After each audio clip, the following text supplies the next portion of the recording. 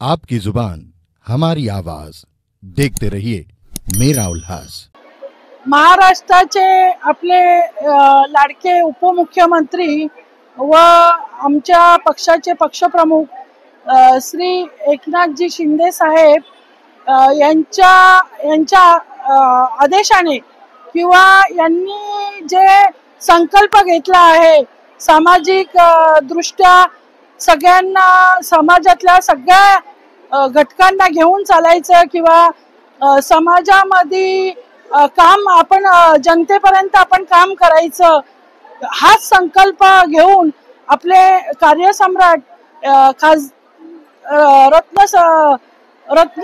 संसद रत्न माननीय खासदार साहेब डॉक्टर श्रीकांतजी शिंदे साहेब व आपले जिल्हा प्रमुख गोपाळजी लांडगे साहेब, आपले आमदार बालाजी किनीकर साहेब, आपली जिल्हा संघटक छायाताई वाघमारे, विजयाताई पोट्टे उपनेते आपल्या यांच्या संकल्पनेमधून आपण उल्हासनगर मध्ये हा महाभोंडला हा कार्यक्रम आयोजित केला आहे। आणि ह्या कार्यक्रमाचा उद्देश असा आहे का आपली महाराष्ट्राची संस्कृती ही जोपासली पाहिजे।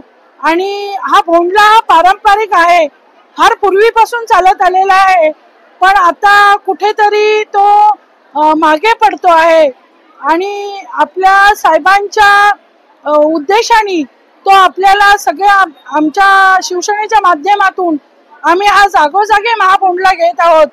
त्याचाच हा उल्हासनगर मध्ये आपण हा भोंडला आयोजित केला आहे, कारण तर सर्व महिला एकत्र येतात आणि पारंपरिक वेशभूषामध्ये पारंपरिक खेळ खेळतात, त्यामुळे आपली संस्कृती जपली जाते व आपल्याला आपल्या संस्कृतीचं जतन होतं आणि आपली पुढील पिढींना आपल्या ह्या सगळ्या महाभोंडला काय आहे हे कळतं। म्हणून आम्ही हा कार्यक्रम आयोजित केला होता आणि आमचा हेतू एवढाच असतो का आम्हाला लोकांपर्यंत पोचायचं असतो। वेगवेगळ्या माध्यमातून आम्ही शिवसैनिक लोकांच्या पर्यंत पोचतो, हीच आमची संकल्पना असते किंवा हेच आमचं कामाचा हेतू असतो। आता सर्वांना यापुढेही महिलांना सर्वांना हा महाभोंडलाचा उद्देश कळलेला आहे किंवा आपल्या उल्हासनगर मध्ये मी हा तिसऱ्यांदा महाभोंडला घेत आहे। तर आपल्या दरवर्षी प्रमाणे हाही वर्षी आपण तो भोंडला घेत आहोत आणि सर्व भगिनी माझ्या खूप खुश होतात आणि एक प्लॅटफॉर्म महिलांना मिळतो, संस्कृती कळते, लहान मुलांना आपले खेळ कळतात। हे सगळं जोपासण्यासाठी आम्ही हा कार्यक्रम आयोजित केला आहे। जय हिंद, जय महाराष्ट्र। नमस्कार, आज आम्ही उल्हासनगर या ठिकाणी महाभोंडलाच्या कार्यक्रमासाठी आलेलो आहोत।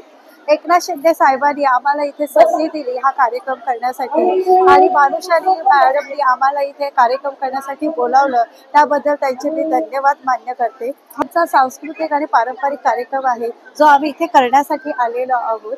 इथे आम्हाला श्रीकांत साहेबांनी एक संधी दिलेली आहे कार्यक्रम करण्याची। भानुशाली मॅडमने आम्हाला इथे कार्यक्रम करण्याचा छान मंच दिला, एक आम्हाला प्लॅटफॉर्म दिलेला आहे आमचा कार्यक्रम सादरीकरण करण्यासाठी, त्याबद्दल मी त्यांचे धन्यवाद व्यक्त करते।